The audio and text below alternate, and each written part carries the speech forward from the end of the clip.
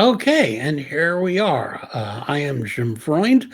With me is Daniel Persons, or Dan Persons, who does regular reviews in Hour of the Wolf, and he's been doing it for, I don't know how long. Nobody, by the way, remember this is radio. So for those people who are watching, we've got snowflakes coming down. No, they're just snowflakes. It's This a isn't the old miracle. This isn't the old WBAI where it wouldn't be stuff that melts, and that was in the National Lampoon days, and Sucks that I'm an atheist, because otherwise I'd be believing right now. yes, indeed. So people have been hearing Dan doing reviews on movie reviews. I should say media reviews, given a year without movies in theaters, with the exception of I've been calling it the year without superheroes, which is fine by me. Yeah, except I liked Wonder Woman. The first one, or the one that just came out. One that just came out. We'll talk about that. I've got mixed opinions about that. I've got mixed opinions about it too, but I had fun during the time I was watching it. That's good. That's fine. To me, that's like the bottom line. Are there problems in the movie? We don't have the time. Yes, indeed. I'll tell you what my reaction. Okay, well, we'll start right in, and then you can give us your credentials. Okay. Oh, you want my credentials? Okay. Yes. Well, okay. I am the house critic for Hour of the Wolf, the house media critic, shall we say, for Hour of the Wolf. In addition to that, I've also been a regular contributor over at Tor.com, mostly doing, I guess they would be called listicles at the moment, the top 10 animated films that'll make you cry, stuff like that. And I am also a proprietor over at mightymoviepodcast.com, which was originally the home for my Mighty Movie podcast, and is now sort of a catch-all for the things that I am doing online. I've also got a YouTube channel. You can look for Upstart Company, and that's the name of the channel there. And I am doing various and sundry video things, including most recently Historama 3D, which is an experiment in taking various types of public domain content and converting it to 3D, just to give it a sort of an interesting and curious recontexting. We're going to have to do a whole show just on that topic. I would love to. Tell you about how I saw Dial M for Murder in 3D. That's one of the better ones. It really is. Shooting through the fish tank. Yeah. Hitch actually understood 3D and actually understood a way of using 3D to tell a story, which Ian Martin Scorsese, and I'm not sure if there are too many other people. Yeah, that's true too. Yeah, with I forget the name of the Scorsese film. Hugo. That's right. And it's between Dial M for 3D, Hugo, and Gravity, and that's like, yeah, that's about it. Yeah, that's about it. Yeah, I don't even particularly include Avatar in there, because Avatar is a whole other thing. That was a proof of concept. Yeah, and he proved the concept, and all the studio said, that's great, we can make more money with this, we're just not going to do any freaking thing with it. I've got except he's got how many movies coming out with that premise. He's slated for 5 films in the next 10 years. I have been thinking about 3D a lot because I've been tinkering around with it, and also I am somewhat obsessed with 3D since childhood, and so well, for me it's a question of stereo, and for a few years we actually broadcast in quad. Over at BAI. Yes. how did we're getting way off track here, but you got to tell me how that worked and Well, what it sounded it like. worked. It worked very well. It was thanks to a person who's still at BAI, who worked for Deutsche Grammophon, Mhm. and he had access to fabulous stuff. And Paul Wonder, who at the time, the movie critic Paul Yes. Wonder, Yeah. if one dares call him that, and Paul was a technical genius, and he did a proof of concept thing, getting various companies to come in for a single quad broadcast. We were also the very first people to do a satellite link for radio with using the man who invented the concept of how to do this with GPS, a writer by the name of Arthur C. Clarke. Mm. So we actually, being a non-profit, non-commercial, and in those days a very esteemed one, we had access to letting people come in and use us to prove things. I want to talk with you at some point about 3D because I have, and in fact, I wrote a whole manifesto. Well, why don't we do that when we do that? Yeah, please. Yeah. And as far as quad, by the way, don't forget that there was a quad radio station, all quad, all the time. WQIV, the IV standing for. I remember that.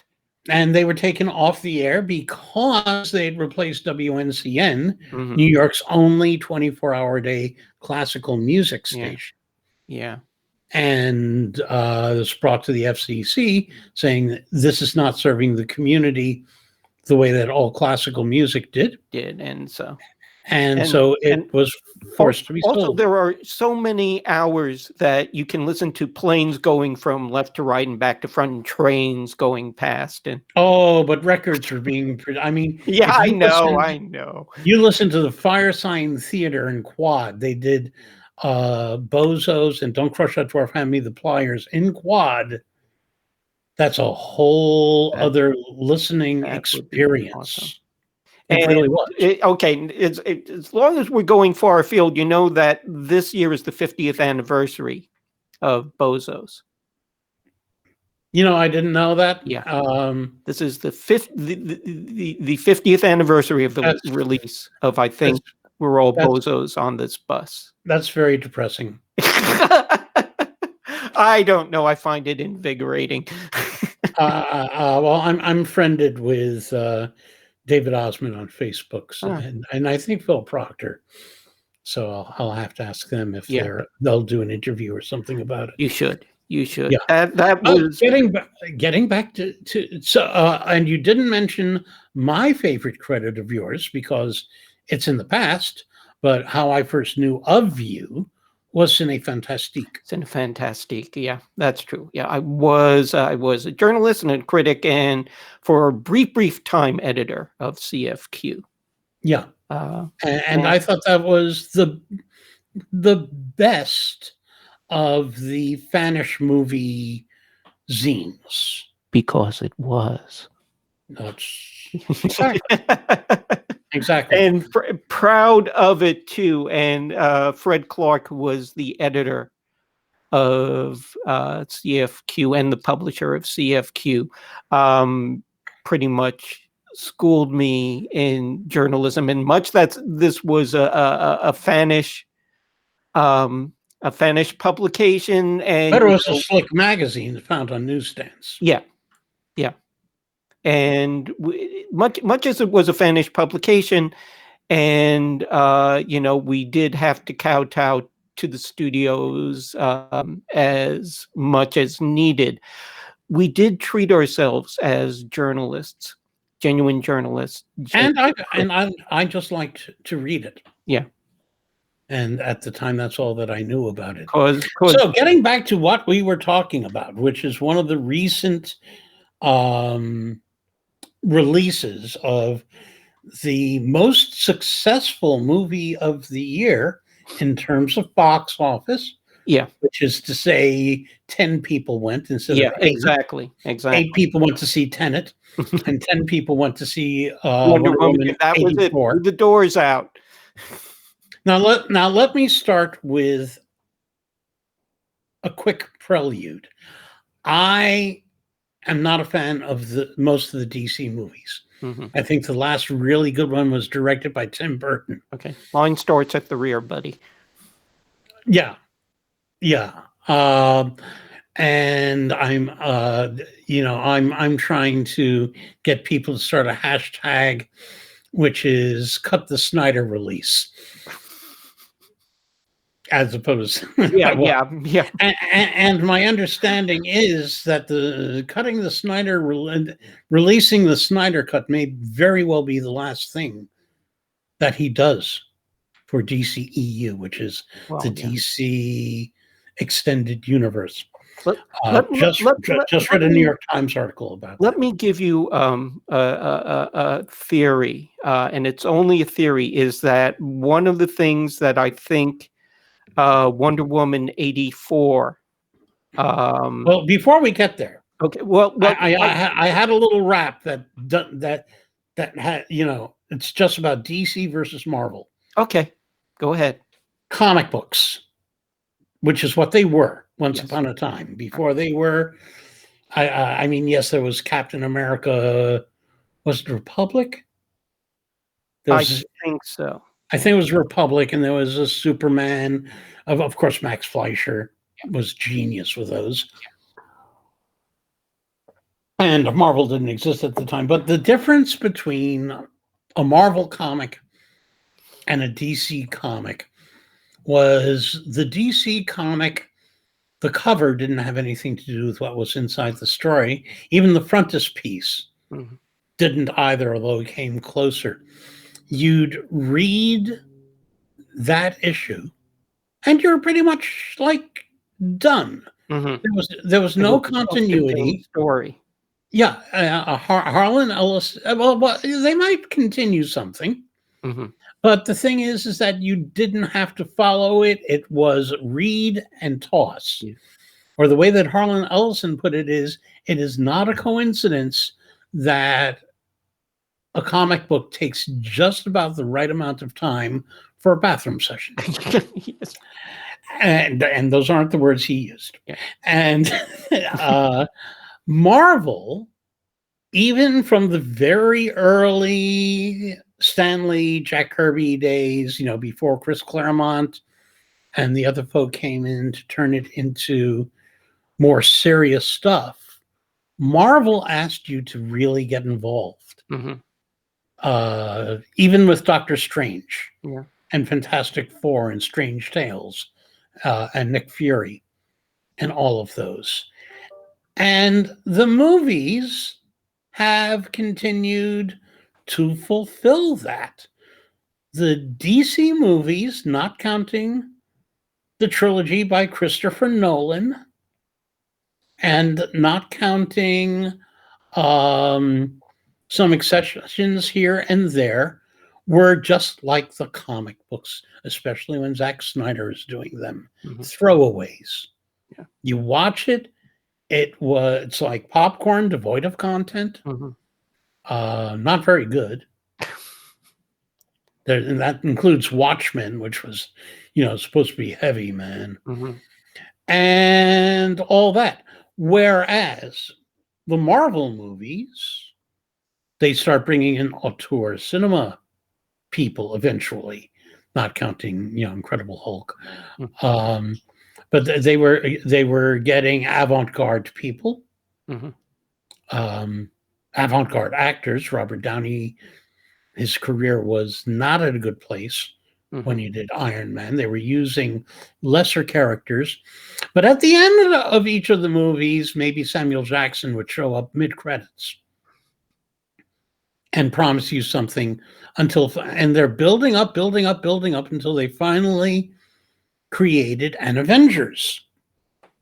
As far as I'm concerned, the only really good one to date. This is, for me, the point. with Marvel movies, and God, those TV shows look weird. Loki and I don't know what Disney is doing. Disney is doing the same thing with their franchises that they did with Who Wants to Be a Millionaire. Well, people love this, so let's run it every single day of the week. yeah, well, there's that, but it's also, if you take a look at the content. Yeah, I haven't. I've kind of shied away from actually delving too far. No, you have to take a look. Yeah, you really do. The realities are not what they seem. These have the kind of continuity there. Imagine Marvel movies by Charlie Kaufman turned into a TV series, and you're starting to get an idea of where they're going with WandaVision. I'm curious about WandaVision. I will say that. I saw the trailer for that. I know absolutely nothing about the franchise from which it is born. I forget which Avenger. It comes out of Avengers Endgame. Yeah, I know that. The Vision. The Vision. That's what it is, right? Vision. Yeah, Vision. Not the Vision. Vision. Vision. Some Vision. Any Vision. Yes. He was created by Tony Stark using one of the gemstones. Right. That goes into the Infinity Stones. Right.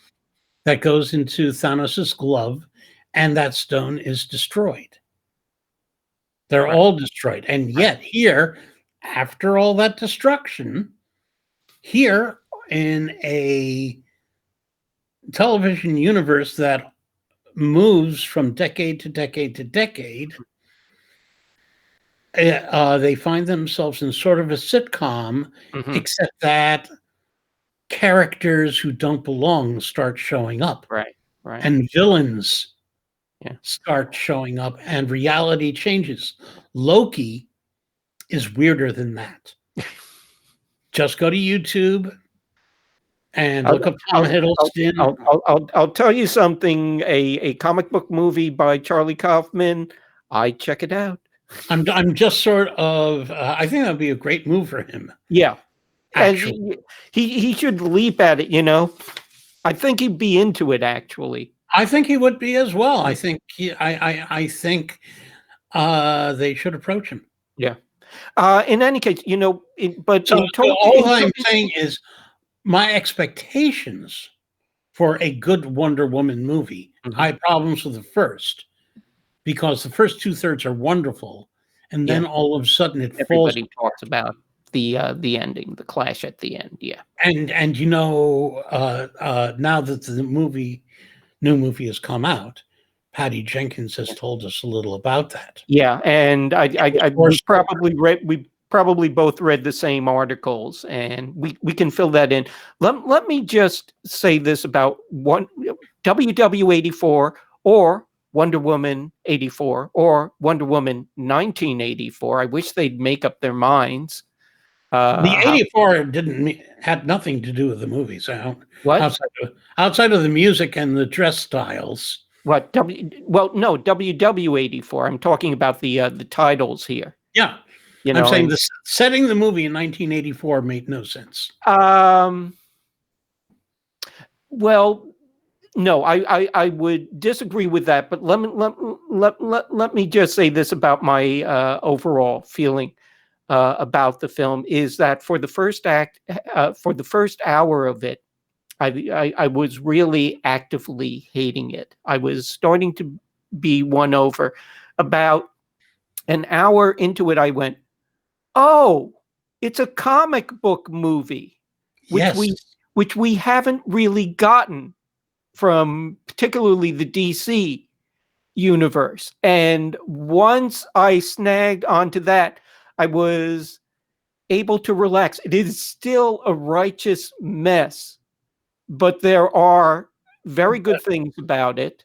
I think the core. That was why I did that entire rap about what I expected out of a Marvel comic versus a DC comic. It's a DC comic. It's a DC comic. And it's got, I think, what is a clever villain in Pedro Pascal Maxwell Lord. Pedro Pascal's role Mando, yeah. in it. Maxwell Lord. I like the idea that he becomes an animate monkey paw. That's a nice idea. I think it grows. Here's the thing, and you had mentioned this about Patty Jenkins. There have been these articles that have been going around in the past few days about how Patty Jenkins had to fight to have both prologues in the film. And for those who haven't seen Wonder Woman 84, all two of you, there's essentially... Well, I wouldn't have done it if I wasn't able to. Yeah, it was a big decision whether or not to get HBO. Yeah. Well, HBO... It's expensive. Yes. They have HBO. a lot of good content, but I've already got Netflix and Amazon and Acorn and most importantly Turner Classic Movies. Yeah, we can talk about that because that's the future there. But the thing about here's the thing, is that there are two prologues. The first one is set on Themyscira with Diana Prince as a young girl competing in a competition with lots of older Amazons, and the second is Wonder Woman foiling what appears at first to be a jewelry robbery. It's actually something more than that. And what it turns out is, as I said, there's been these articles saying Patty Jenkins had to fight to get both of those prologues into the film. And what I think happened, the way Patty Jenkins puts it, and she was sort of dodgy about what her choice was. Patty Jenkins put it as, Warner's told me you can have one or the other, but not both.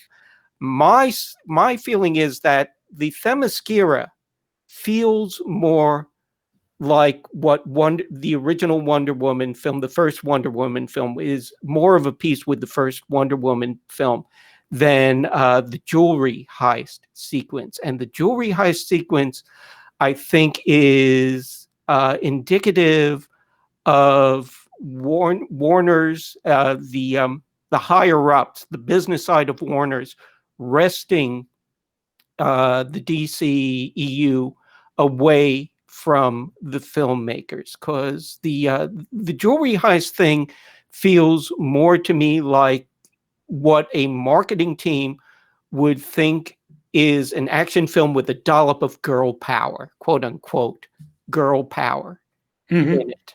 And the film has a battle overall between what Patty Jenkins originally did with the first Wonder Woman, and what DC is trying to do, and essentially here again pull the DC franchise away from what was necessarily Zack Snyder's cold, dark, bitter grip.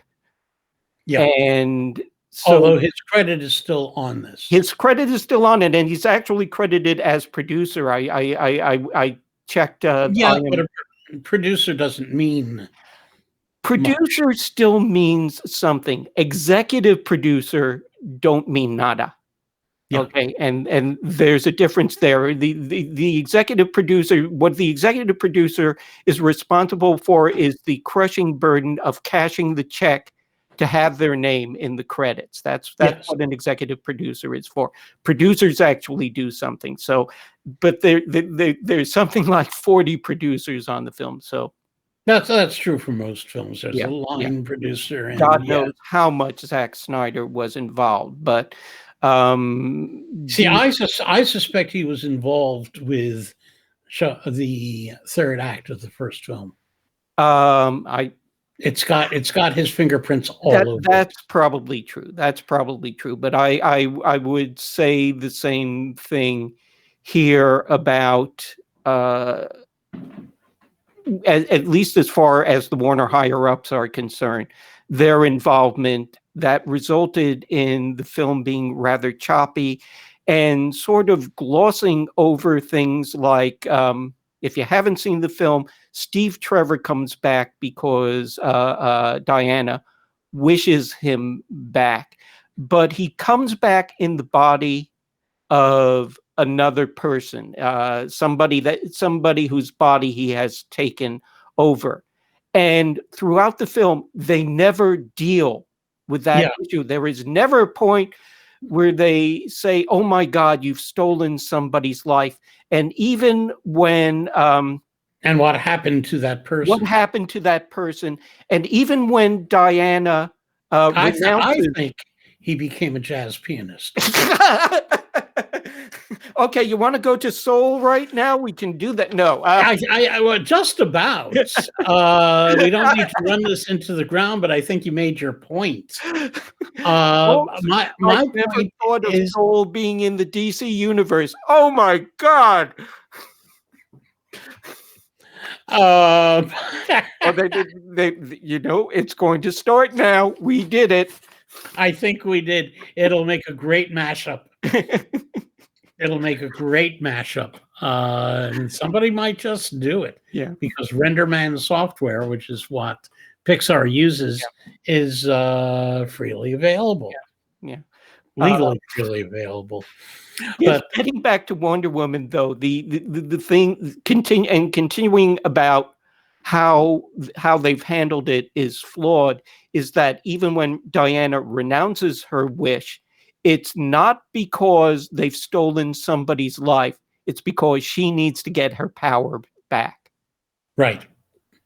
And even at the point, you see, but to me, that's DC Comics. Do you think so? Do you think they? Well, I was never a DC Comics fan. Yeah, I that reason. Yeah, I will agree with you there. That would be the reason if we were talking about a comic book movie. That's the way they would do it. But and I think that's exactly what this was a comic book movie.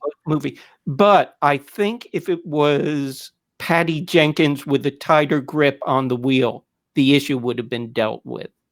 I agree. Because the first Wonder Woman had a lot more nuance to how it dealt with its issues. Well, we'll see. I don't know where they're going to try to fast track Wonder Woman 3, but we'll see what happens with Cleopatra and with the next Star Wars movie. Yeah. Which are both Patty. If there is the next Star Wars movie, I wonder whether we're ever going to see another Star Wars movie. Well, they're talking about, what is it, 2024? Yeah, which is a way of a ways off. Yeah, long enough off to start developing a script. Yeah, and figuring out a strategy that they can always move to another year. I think the strategy is going to be, particularly after the rise of Skywalker. I think the strategy is going to be, we're doing a lot better on Disney Plus. Maybe so. The main difference is that even Episode 8 of Star Wars made $800 million, and that's the one that people curse out. Yeah, and the last film that other people curse out made over $1 billion, and money talks, nobody walks. So I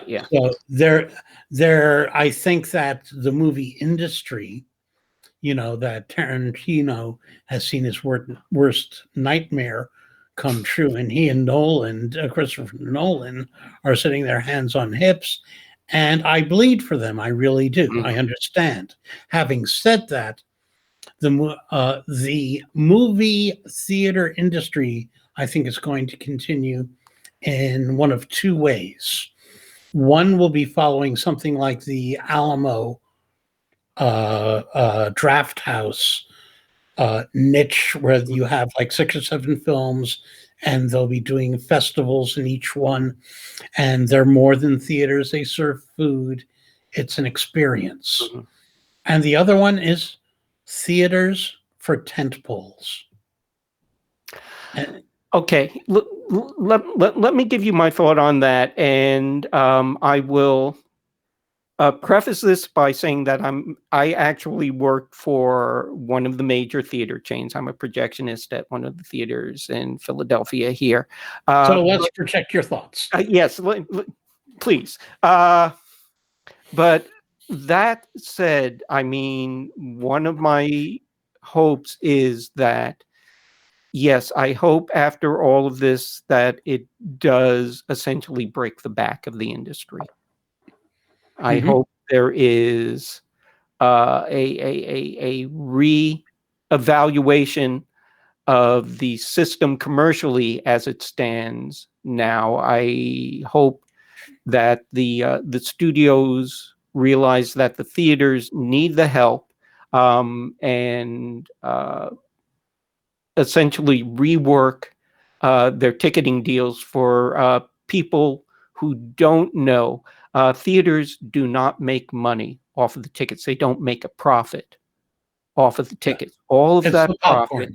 goes to the studios. And it's only after like a few weeks that the theater chains would see any money off of the tickets. And of course, after a few weeks, everybody's seen the film. And so it don't make much difference anyway. Which is why I think the Alamo Drafthouse thing works, because I'll get at least a nosh and a beverage while I'm there. And that's restaurant business, and they're making money from me that way.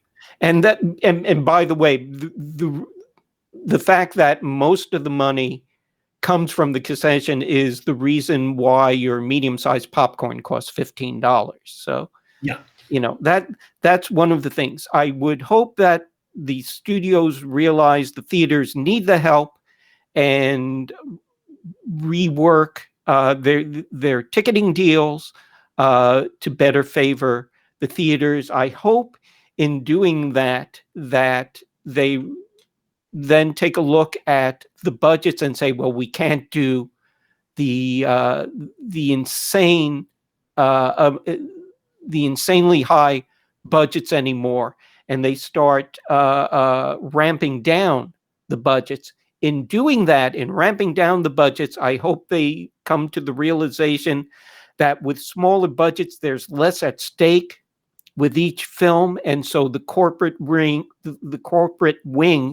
doesn't get so antsy about what film is coming out and interferes less and lets the filmmakers do their work with less interference.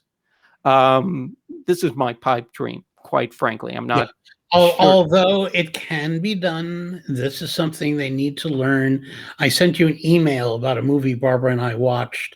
Fast Color, was that the name? Yeah, Fast Color, which I haven't watched yet. I do have it on my list. Yeah. Okay. So here's a movie that is a superhero or supernatural power movie that will probably be a TV series. It plays very much like a pilot. Mm-hmm.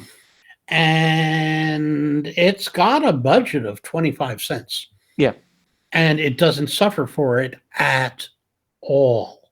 Similarly, for another film on Amazon Prime, Vast of Night. Have you watched that yet? No, I haven't. It's an incredible film. It was done by a guy, and I think he's out of Texas, who prior to this actually was only directing commercials.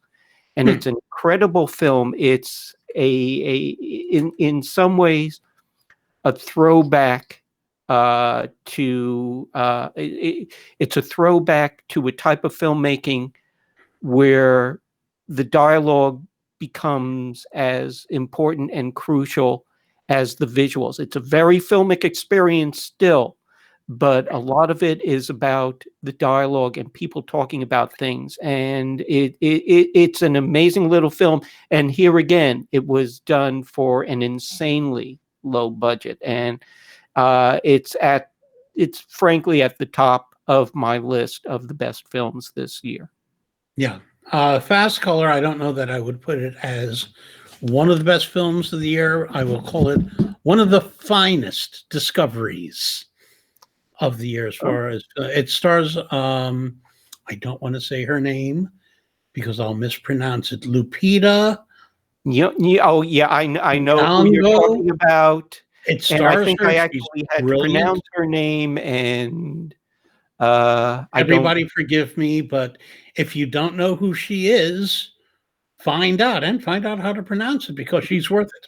Lupita Nyong'o, I think. Yeah, I think that sounds right. Or Nyong'o. Nyong'o could be. Possibly. That could be it. That actually. Although she's British.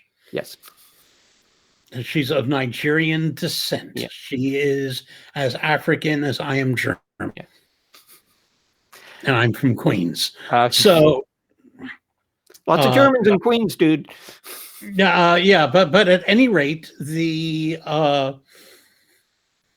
it's a lovely movie. It's smart. Yeah. And it is without question your flawed anti-hero finding themselves and dealing with 3 generations of women in the family. Her daughter, who she's not been able to raise because of her flaws, and her mother, who has done what she could. And now the 3 of them are together. And situations ensue.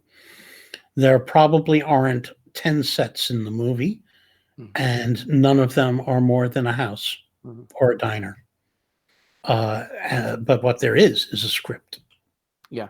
And a concept. And there are same thing with Vast of Night. What I will say that somewhat separates it is that it appears they saved a lot of their budget for a special effects sequence at the end, but it's money well saved because it does pay off. Do you want to talk about the thing though, that one of the reasons I love your reviews is that I see that you're reviewing a movie called blah blah blah, and I'm going, what the F? I've never heard of this film. Why is he doing that? And it's always very interesting. And I think that the loss of the rise of the tent poles and the loss of the average movie that costs way too much, including advertising budget, is going to help the smaller films. I think we will see more from Amazon, probably, God help us, Apple, certainly HBO. Yeah, I suspect this is the way it's going to go. Ironically, I was thinking about this, and my opinion of the year was that this was a fabulous year for film because we didn't have change that cinema. Yeah, okay, it's a fabulous year for cinema. Yeah, but we didn't have, to paraphrase Bill Hicks, we didn't have these bloated budgets polluting our collective psyche. Yeah, or they were left over from not released things. Yeah. I think that what Warner Brothers did that has everybody so annoyed at them by saying, guess what? Our entire 2021 slate is going right. And I have heard theories about this, and I tend to subscribe to this, that in fact COVID-19 is not the real motivator for this. It is being used as an excuse for them to shore up the floundering HBO Max.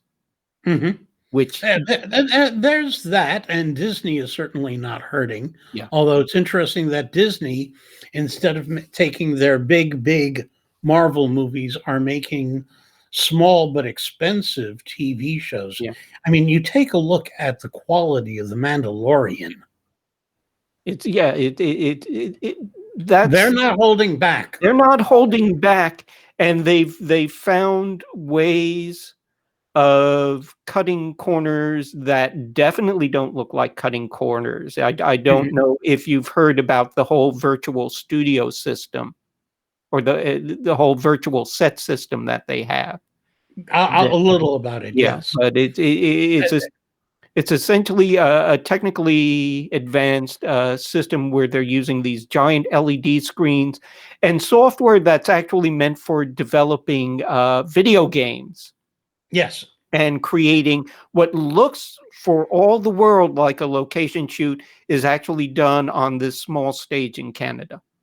And that's why they're able to be turning out these, 10 series of Marvel Yeah. television series and about 6 Star Wars shows.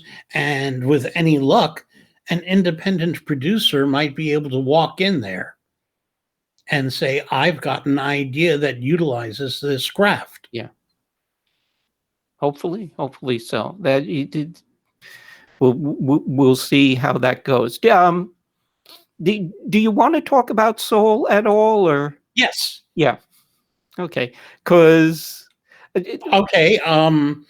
Pixar comes in B minus. I don't know if they've ever had a B. A minus, A, and A plus.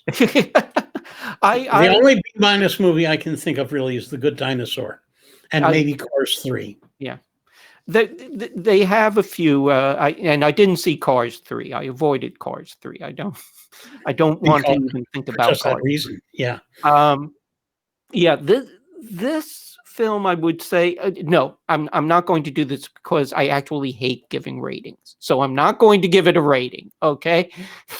I don't like doing that. I wasn't rating it as so much placing it in terms of my favorites. Yeah, okay. I see. Um, this film, I think, continues what I've been seeing with Pete Docter in the last few films, which is that I get the feeling he tends, and let me say this: The last film that I he like helmed, Soul. I like Soul, and yes, I teared up at the end. Do not scoff, but he tends not. I scoff at those who don't. Okay, fair enough. Um, he tends not to know where to stop, and I saw it first like with Up, which had those moving sequences, and it had a fun adventure, and then it had dogs and biplanes, and I'm like moving over the line there. And then when you got to That's good. That's a forthcoming TV series, right? dogs and biplanes, yeah, or it's Basically, yes, it's squirrel. That's it. yeah, yeah. With the Boy Scout. I don't know if they're doing Ed Asner or not. That is a forthcoming TV series. Seriously, yeah. Oh, Yes. they're doing a thing with the dog character. Is that one that's? Yes. Doug. Oh, I think his okay. name was Doug. Yeah, Doug. Yeah, that's right. Dug. Yeah, Yes. And the Boy Scout, yeah. the Korean Boy Scout, who I never knew was Korean until I read their announcement. Yeah. And maybe they'll have a cameo from Ed Asner. Right. But what followed then with Inside Out was that he worked really hard to try to cover every sort of aspect of human emotion. And so you had theme parks, and you had memory modules, and you had the archives, and you had a train of consciousness, and a realm of abstraction. And once again, I teared up, and it's a great movie. It's a great movie. But The saddest part to me is the loss of that doll, that memory. actually, what got to me is that near the very end, when she changes her mind and she runs back home and she confesses to her parents, and they hug her and she sighs. And it's just the sort of sigh that it gets me. Yeah, It gets me right there, and I lose it at that point. So, yeah. um, Although it's not the single most emotional moment in any Pixar film, and I know you will not disagree with me, comes about 17 and a half minutes into Up. well, yes, yeah. No argument, no argument, and we'll leave it there. If you And haven't and seen the rest of it is a different movie. the rest of it, is a different movie and still a good Not movie, a bad one. even with the dogs and biplanes. But um, but By the there way, again, he tries to Zeppelin, not biplane, but what it was was a Zeppelin. was it? Is that no? They were piloting biplanes. The Were dogs, they? I yeah, didn't know they that. had dogfight, dogfight. Oh, right. It's like I'm saying, oh yeah, I get it, dogfight. But After that opening, yeah, I know, and it's what everybody remembers and why everybody says it is a great film, and it is a great film. And the rest of it, I think, is pretty damn great too. yeah, But it goes from being a great film to being a good film. well, yeah. But it carries. I still think it is a great film. Oh Uh, yeah. yeah. Um, but now we've got Soul, and what he was doing with emotions in Inside Out, he's now doing with spirituality Yes. in this film. And I think the metaphor for the way the film feels for me is that there is a sequence set in a place called the Hall of Everything. Just to fill in, there's a jazz musician. Hold on. We just have to explain to those who haven't seen it, because it is, after all, available only on Disney Plus Right, at right. the time. There's a jazz Uh, musician voiced by Jamie Foxx, and he dies, and he a wannabe jazz wannabe musician. jazz musician. He's a jazz musician. He's a teacher. He's a good musician. Yeah. But he dies. John Baptiste does his piano work, by the way. Yeah. But he dies, and he goes to it. He's on the way to the afterworld. He escapes from there, and Or he lands up in the realm where proto souls are being raised and trained for their trip it's to all Earth. very Theodore Sturgeon or Henry Kuttner. Yeah, It's in that line of 40s yeah, science fiction, metaphysical comedy, yeah, with serious overtones or undertones, science fiction, and they do it well. yeah. They do it well, but here's the thing. And again, this is sort of my feeling about Pete Docter and, if you want, Overkill, is that in that realm, there is a place called the Hall of Everything. And that supposedly has everything about the earthly experience contained within it. We spend less than 5 minutes in that Hall of Everything. So here is a film where you spend less than 5 minutes covering everything, Mm-hmm.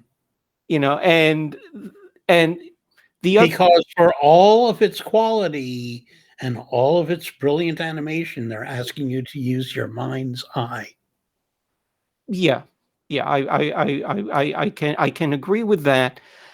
And The that also relates right, to, and we won't spoil it, but right, that relates to how the film ends. right, it's true too.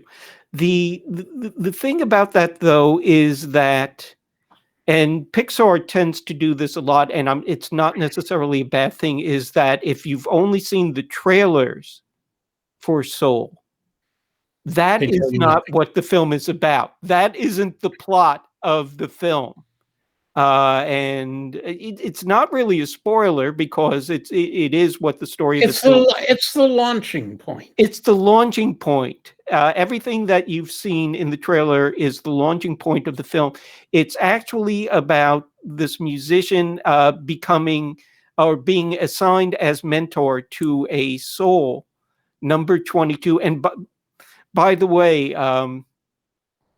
my significant other pointed this out for me, is that in the sequence where he's introduced to number 22, before that, somebody else is assigned to soul number 6,443,200,000, and then he is introduced to soul number 22. So you It's get been the there a couple point of billion years. that Yeah.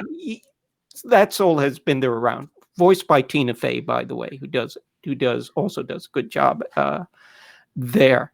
But the actual story of the film is that they stumble their way out of this way station and down to Earth. He's trying to get back to his body, which is in a coma in a hospital. And there is also what they call an emotional support cat, which I don't know if there's actually a thing, but if Yes. that's actually a thing.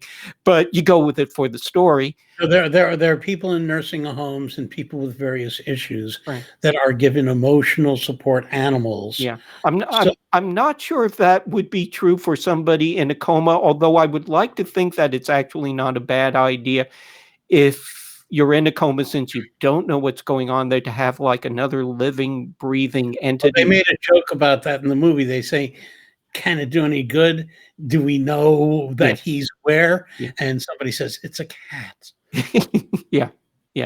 But the point is that the musician lands in the cat, and the soul, and number 22 winds up in the musician's body, and that's the plot of the film, is him trying to get back to his own body. And they haven't done a plot like that since Dick Powell ended up inside of a horse, and I forget who the other horse was. A woman, but she always wore a long feather. In other words, they did this in movies in the 40s. Yeah. Well, there was also the Steve Martin, Lily Tomlin film. I had forgotten that does relate, which is similar, and that raises an interesting issue, because in Soul, what you've got are the two characters that you see there, and when the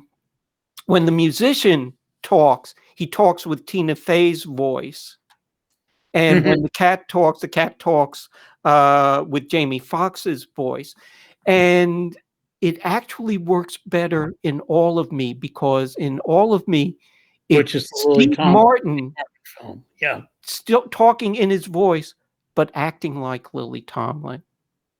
Yeah, that was. I was not that much of a Steve Martin fan. Yeah. In terms of appreciating his humor, but his performance in that, both of them, their performances in that film, whether you like their humor or not. No, his performance is incredible in that film. Yeah.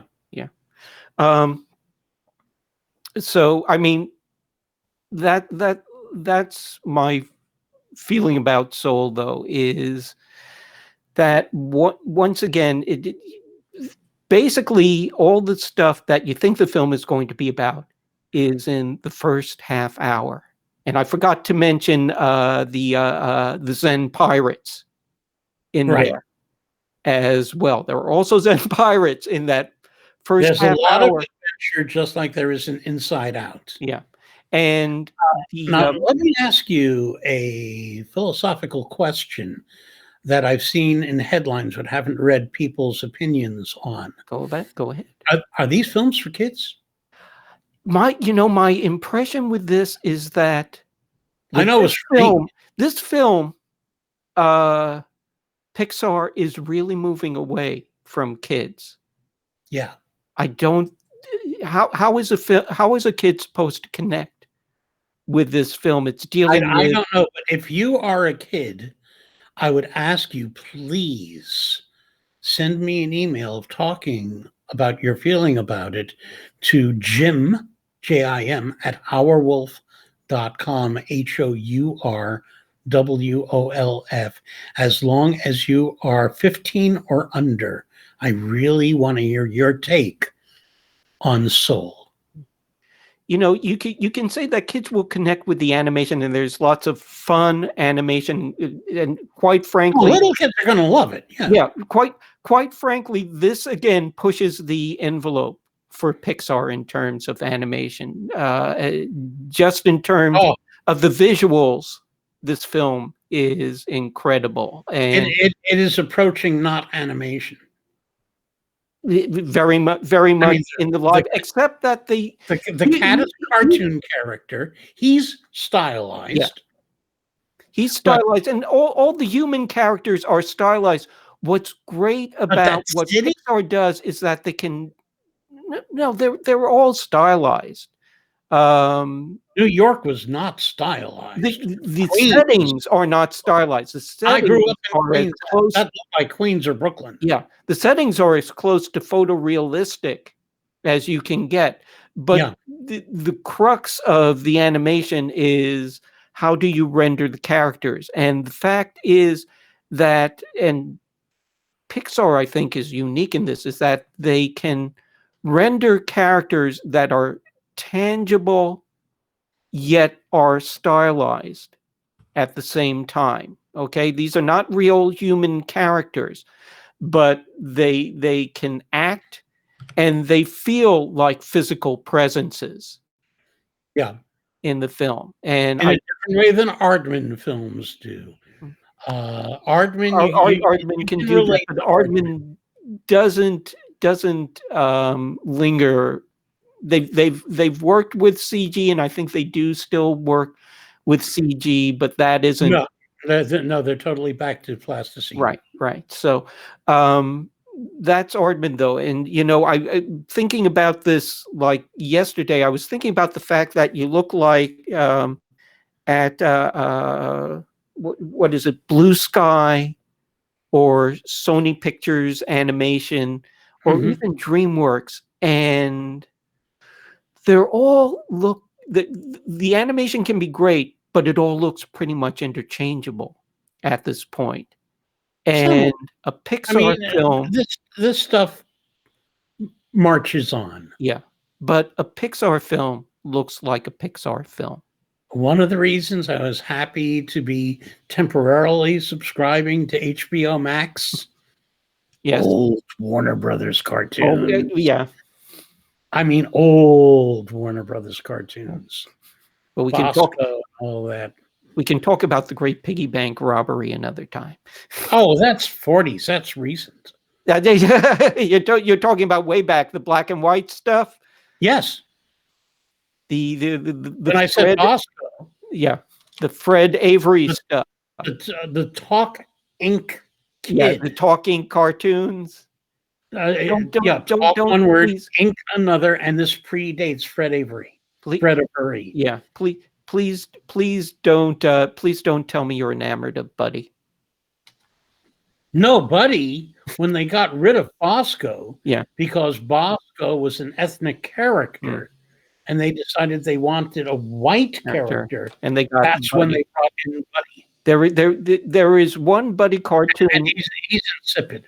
There is one Buddy cartoon where he spends the entire cartoon on a phone, talking about the ingredients in a cake, and that's Buddy for me. I'm glad I don't remember that. You don't need to.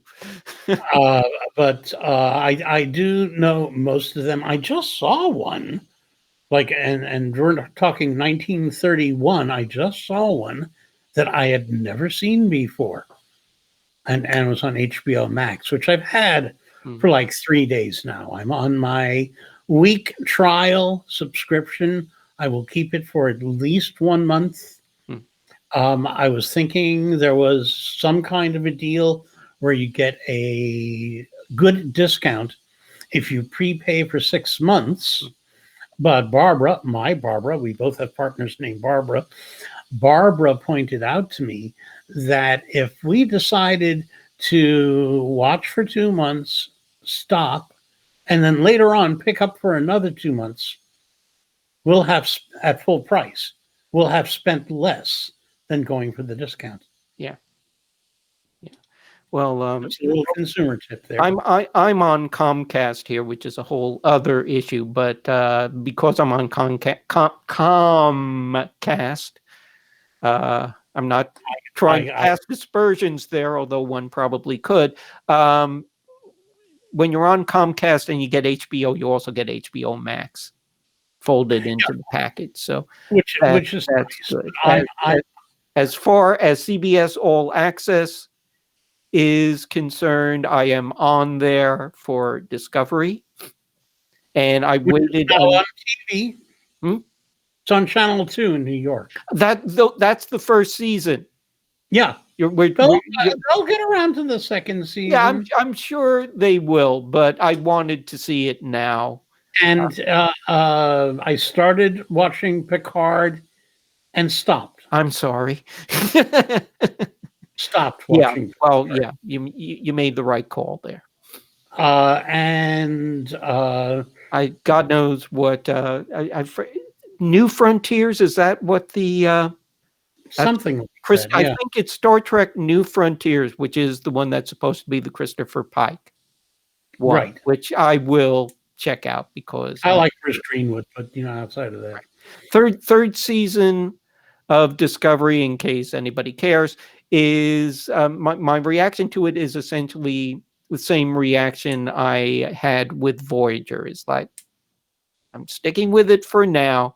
Seems to be getting better. If you remember, it wasn't until the third season that Next Gen actually found its footing. So yeah, that's absolutely true. But then it was the best of them. Yeah, well, I'm still really partial to DS9. I liked it in the beginning. I did not care for the religious angles in it. With Cisco, there's rumors of a Cisco TV series, isn't there? That I hadn't heard. Oh, there's rumors. I think their hands are full at the moment. We will see. I'm sure that Avery Brown wouldn't mind. Avery Brooks, excuse me. Avery Brooks, yeah. Wouldn't mind. He's a fine actor. There are a lot of fine actors. And by the way, and let us say, a brief sadness to a WBAI alumnus, Renee Aubergenois. Well, yeah. Who I had the luck to perform with in an episode of Poison Darts. He was great in DS9. The cast of Discovery is overall very good. I am delighted that Doug Jones has gotten his due and he's not really the lead of the show, but he's, I'll settle for The Shape of Water, thank you. Was that him in Shape of Water? Yes. Yeah. Absolutely it is. I haven't seen that film yet. I keep going, I've got to see this film, and for some reason... Oh my God. There are about 400 reasons for you, especially. You don't need to tell them to me because I tell them to myself. I don't know why I'm dragging my feet on seeing that, but I'll get to it. Yeah, I mean, there are a couple, James Brolin is the bad guy. That's never happened before. But the and he's one. They're all wonderful. The lead, Sally, she always does Mike Lee films. Mm-hmm. Oh, yeah, I know who you're talking about. Happy Go Lucky and stuff like that. She's absolutely wonderful. The cast is wonderful, but yes, Doug Jones plays the creature.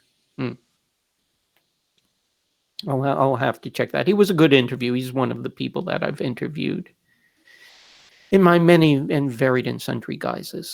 So in our 45-minute show at most, we've gone about 64 minutes. Yes, which is okay because we will still put this up on YouTube and or Facebook. Okay, that's cool. And people can see the entire thing there, and it has been interesting. But we've discussed about 3 movies. Which is normal. Even when we had 2 hours, we said we're going to discuss this and this and this and this, and then we spend 2 hours talking about 2 films. Yeah, but we did, however, cover a couple of things, which is the future of the movie houses, Yes. of cinema. Cinema isn't going anywhere. No.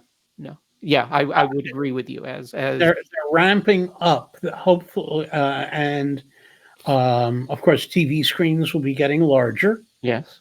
and it's hard not to get one that's 4K. Yeah. Because now what they're selling is 8K.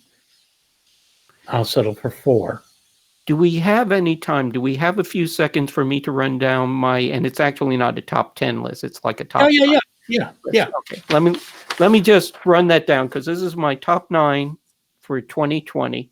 The unofficial number 10, because it wasn't really released in 2020. It was in 2002, but I saw this at like the very end of the year, and it was like the perfect panacea for what the year has been. Japanese film Versus, which we may run the review, which you may run the review another week. Soon. Okay. The rest of the list, this is all 2020. Coco Da, the Swedish-Danish horror film. Zombie for Sale, the Korean zombie comedy, which is delightful. Sella and the Spades, which was an interesting African-American take on Shakespearean intrigue set in an elite high school, elite private high school. Lose the Flower of Evil, a kind of religious horror film. Wolf Walkers, the Cartoon Saloon animated film. Which I will get mine 2 weeks free Apple only to watch that, because every Cartoon Saloon film that I have seen, there are 3. Yeah. People only think of 2, the 2 Irish ones. Right, the 2 Irish runs, and then there's The Breadwinner, which admittedly I haven't seen for specific reasons, which I shall not go into here. It's lovely. I prefer the Irish ones. Yeah. But it's lovely. Yeah. And Wolfwalker, I cannot wait to see. Wolfwalker is all of a piece. Bacurau, the Brazilian, which I never heard of until you mentioned it, and then it ended up on Manola Dargis's best 10 list. Yeah, and deservedly so. Kind of mashup of John Carpenter, non-genre Attack on Precinct 13, along with a bit of near-future political commentary. Really nice. That's not the one that's yet another take on Attack the Block, is it? No, it's not. No, it's not. This is about a small town that gets assaulted by an elite team of mercenaries. Okay, because there was an American version ripping off Attack the Block. Yeah, this is not that. No, this is Bacurau. Yeah, Diablo Rojo, PTY, a wonderful Evil Dead kind of film out of Panama, of all places. Divine Love, another Brazilian, rather caustic religious commentary film set again in the near future. And then we talked about it earlier on, Vast of Night, which is just a wonderful, independently produced, quote unquote, alien invasion film, but with much more soul than you think something like that would have. Yeah. Well, the one that tops my list is Wolfwalkers. Might even be tonight for me. Do it, because it is a wonderful film. Yeah, I have no intention of staying with Apple TV, but that film I will see. Yeah. It's worth your while. Yeah. Heartily recommended. All of these films are heartily recommended, except Coco D. Coco Da. Coco D. Coco Da is a rough film. Okay. Fair enough.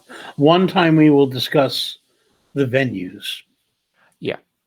The nature of the venues, because having something like HBO, it's like there are all these films that I can't see. Yeah. I mean, you can't get Spirited Away. You can't rent it. Yeah. You can't get it because it's It's an HBO library. Yeah.